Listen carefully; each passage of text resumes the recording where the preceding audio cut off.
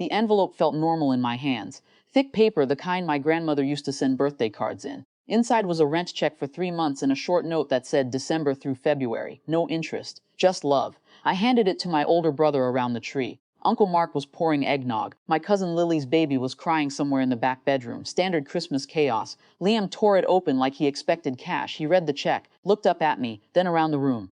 3 months of rent, he said, loud enough for everyone to pause. Then he smiled. Tries to compensate for the fact that he's not needed by this family. The laugh hit like a wave, not scattered, unified. Aunt Carol snorted into her wine. My dad shook his head with that kid's grin. Even my mom laughed, quick, nervous, but there, I wasn't needed. That was the line. I reached over and took the envelope back. Liam didn't resist. He was still grinning when I slid the check inside and folded the flap shut.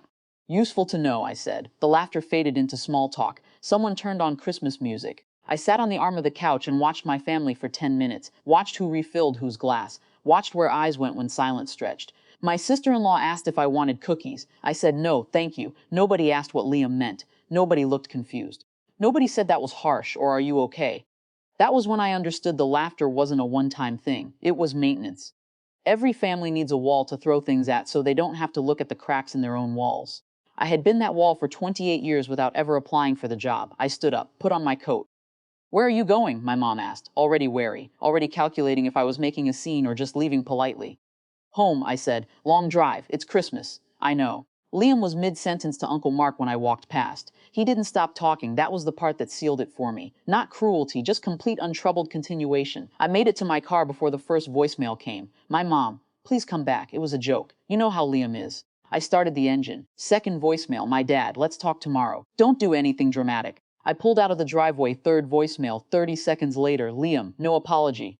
Just seriously? You're gonna ruin Christmas over a joke? I turned off my phone. The drive was 3 hours through sleet. I didn't turn on music, didn't rehearse arguments. I just drove and felt something I'd never felt at a family gathering before. Nothing. Not anger, not grief, not even loneliness. Just the quiet recognition that you can't be hurt by people who never saw you in the first place. That night I canceled the rent check. Didn't tell anyone. Just let the bank handle it. The next morning I woke up to 17 text messages, a Facebook message from my aunt, and a missed call from my grandmother's landline. The gist was the same across all of them. You misunderstood. He loves you. Family forgives. Come to dinner Tuesday. I replied to exactly one message. My cousin Sarah, the only one who hadn't sent anything. She just texted you okay? I wrote back. Better than I've been in years. Then I muted every thread except hers. 3 months later, Liam's landlord called me by accident. Apparently my brother had listed me as a reference without asking. The landlord said he was 2 months behind. Asked if I could help. I said no, not coldly. Not dramatically. Just no, the same way you'd say no to a telemarketer. The landlord paused. He said you always helped before. Before, I said. I thought being needed meant the same thing as being loved. I hung up, made tea, sat by the window. Outside, the snow was finally melting. Inside, my phone stayed quiet for the first time all winter. And that silence, not the laughter, not the shouting, not the please listen to us, that silence was the only apology I'd ever needed.